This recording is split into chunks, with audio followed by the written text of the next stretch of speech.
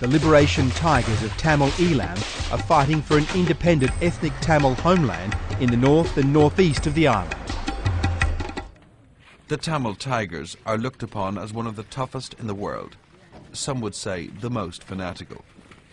When they took up arms in the beginning of the 80s, they were but one of several Tamil groups. But little by little, they eliminated rivaling groups, and today they're alone. The brunt of the guerrilla movement has become a totalitarian one that will not stand criticism of its exercise of power, and every soldier is a possible martyr. We use the prussic acid to save society. We do have information.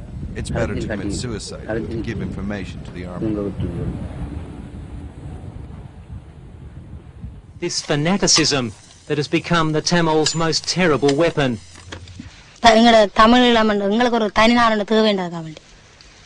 This war is being waged by boys and girls as young as 14. Youngsters raised with a death wish and obsessed with martyrdom. But the increasing use of young fighters is another sign that the Tigers may have a manpower problem. Our youngsters have no future other than to fight for their homeland. That is one of the reasons there is a large recruitment of young people in our fighting force. This man, Velupillai Prabhakaran, is the leader of the Tamil Tigers. He's been fighting the Sri Lankan government for more than 20 years and to his followers is seen as the saviour of the Tamil people. But there are increasing signs of discontent with the Tamil Tigers. This girl is one of about 50 tiger fighters who have recently surrendered to the army. This is a new phenomenon in a movement which is notorious for taking cyanide rather than being captured. How much are the Tigers prepared to sacrifice to realise their dreams of a free Tamil homeland? How far are they prepared to go? Near the village of Thadiyadi, they've made a graveyard for their martyrs on the Eastern Front. In a short while, it's become almost crowded.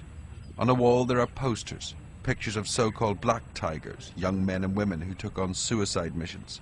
Many of them are just teenagers. For the young, there are few options other than to join the Tamil Tigers. They have known little else but war. They are committed and prepared to die fighting or commit suicide for the cause by biting a cyanide capsule they wear around their necks. The Tamil Tigers say the fighters cannot go to the front line until they are 15, but many of those killed have been found to be as young as 12. The shortage of men has meant that fighters are becoming younger, with many of them veterans by the time they are teenagers. This is a training camp for the fighters. It's here that they are taught the tactics which have made them one of the most ruthless and fanatical guerrilla forces in the world. The fighters are quite sure why they joined the movement.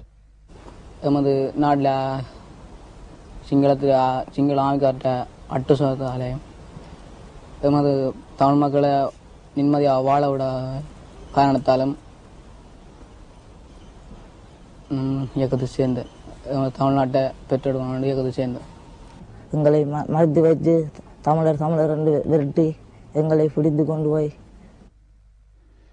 At another army camp, some 500 women fighters are being taught similar tactics. Women have been part of the armed struggle for 10 years. They are no mere showpiece. They have formed their own section and do not mix with the men. They also wear a cyanide pill in case of capture. In the past year, hundreds of women are said to have joined the Tigers. The Sri Lankan army says that they are now being used for raids on army camps.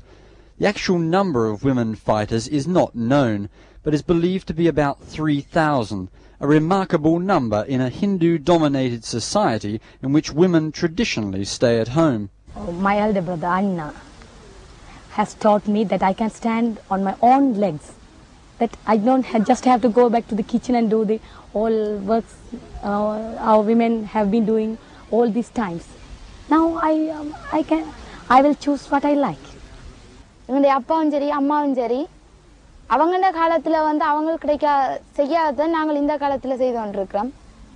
அத அவங்க நான் போராட்டத்துல இருக்கிறத பற்றி பெருமையா நினைக்கிறேன். அதே நேரம் எனக்கு சகல விதத்திலே ஊக்கமும் ஆதரவும் தெரியும்.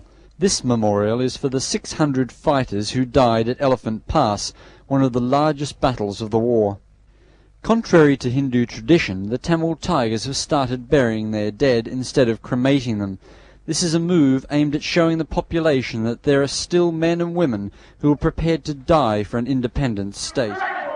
Every year, the Tigers remember their dead, and thousands come to mourn their lost friends and relatives.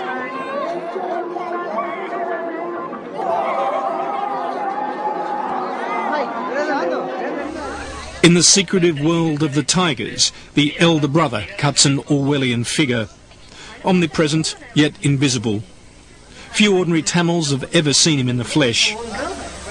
In theory, this is a nationalist movement, leavened with Marxism. But in appearance, it is more the cult of personality. Elder brother is the Tiger movement, saviour, enforcer, protector from a hostile world. The main feature is always a war movie. A dose of reality TV, recording the heroic exploits of the Tigers. Playing tonight, Unceasing Waves 3.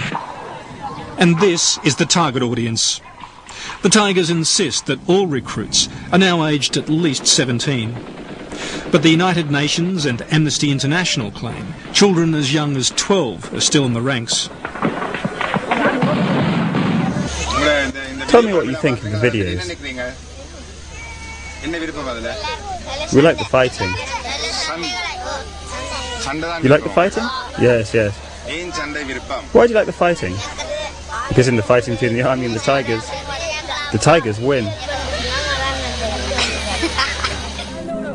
The Tamil Tigers would take on the government of Sri Lanka, and in the bloody battles that followed, thousands of people would die.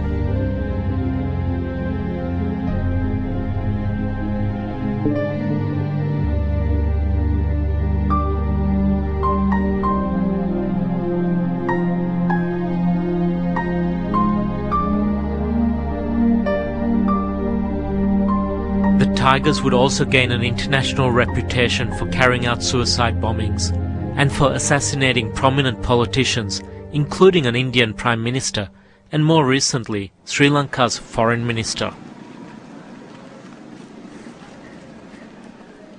Their practice of using child soldiers has been condemned worldwide, and their relationship with the Tamil people is complex. The Tigers killed many moderate Tamil leaders and wiped out other militant groups who they considered ideological competition.